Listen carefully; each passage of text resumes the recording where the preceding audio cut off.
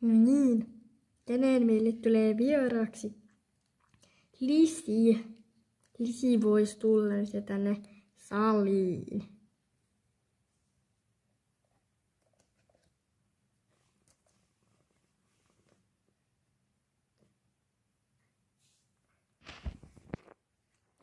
No niin, päivää Lisi.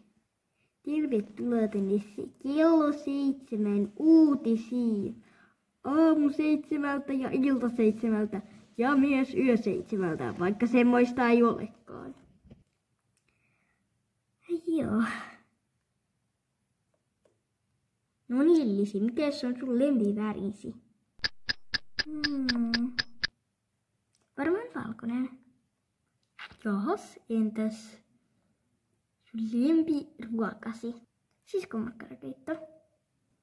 Entäs sun lempiohjelmasi? No hei, sen vastauksen kaikki nyt jo tiedät. Kello 7 uutiset.